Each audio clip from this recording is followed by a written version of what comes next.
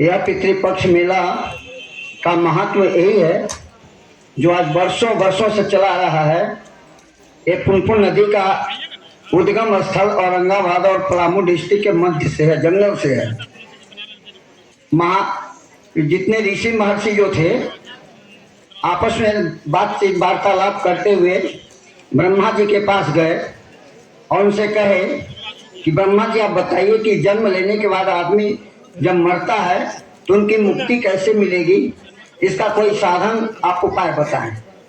ब्रह्मा जी ने कहा कि जाओ, मैं वचन देता हूँ तुम्हारे तपस्या से पूर्ण होने के बाद एक नदी की उत्पत्ति होगी जो पुनपुना नाम से कहलाएगी।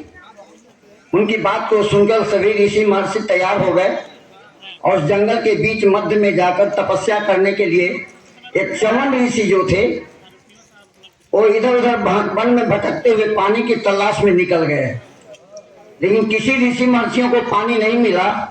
चमन ऋषि थके हुए थे, हाल पछताकर एक सूखा कुआं उनको मिला, वहीं पर बैठ गए और अपने पसीने को इकट्ठे कमंडल में किए। कमंडल में इकट्ठे करने के बाद वो तपस्या में लीन हो गए। तपस्या में लीन होने के पश्चात जब उनका निद्रा टूटता है तो देखते हैं कि वो नदी कमंडल का जल जो है लुढ़क गया है और सिर्फ सूखे हुए कुएं में समावेश कर गया है। उनको बड़ा पश्चाताप आया। पुनः वे परिश्रम के बल पर पुनः तपस्या करने के लिए ठान लिए। फिर उसी तरह से वो पसीना इकट्ठा कर तपस्या में लीन हो गए। तपस्या में पुनः कमंडल पुनः गिर गया और वो जो जल था पसीने का उसी कुएं में समावेश कर गया। उनके मुख से निकल पड़ा पुनः पुनः, यानी बार बार ऐसा क्यों हो रहा है। पुनः शब्द का बोलने से, उच्चारण करने से ही उस नदी से उस पुनपुन नदी की उत्पत्ति हुई और एक धारा प्रवाह के रूप में नदी के रूप में ले लिया और वही नदी आज मोक्षदायिनी नदी के नाम पर कहलाती है। उन्हीं का वचन है पुनः पुनेति विख्याता पितृणाम तीर्थमक्षयम। जिस पुनपुना नदी के तट पर आकर अपने पूर्वजों के लिए श्राद्ध, तर्पण, दान, उदान जो भी करेंगे उनके पितरों को प्राप्त होगा और उनके पितृगण मुक्ति प्राप्त करेंगे।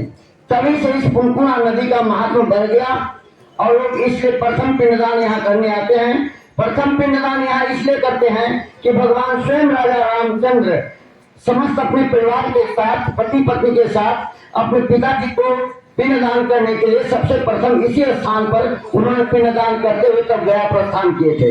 इसलिए इसकी महत्ता और बढ़ गई। जब स्वयं भगवान साक्षात इसी स्थान पर पिंडदान किए तो इसकी और क्या महत्व हो सकता है। इसलिए यह नदी विख्यात हो गया, पुनः पुनः के नाम से पुनपुना नदी बन गया और ये मोक्षदायिनी नदी अंतः सलीला नदी के नाम से विख्यात हो गया। और इसके बाद लोग प्रथम वेदी है, प्रथम वेदी यहाँ पिंडदान कर तब अभ्यास करते हुए तब गया जाते हैं। आज वर्षों से चला रहा है। सरकार का भी इसमें पूर्ण सहयोग रहता है, यहाँ स्थानीय प्रशासन का भी पूर्ण सहयोग रहता है और बस हम इतना ही कहकर के धन्यवाद करता हूँ।